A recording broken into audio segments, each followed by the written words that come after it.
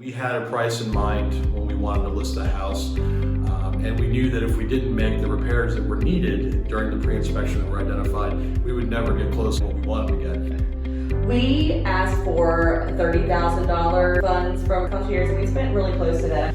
So we were able to do a lot of repairs to the foundation of our home. It's a 100-year-old home, and we did a lot of cosmetic repairs too. We were able to neutralize the house and make it look really beautiful and make it pop in addition to everything we needed to do. We also put on a brand new roof. We listed the house at $575,000. It went under contract in 3 days for the full list price.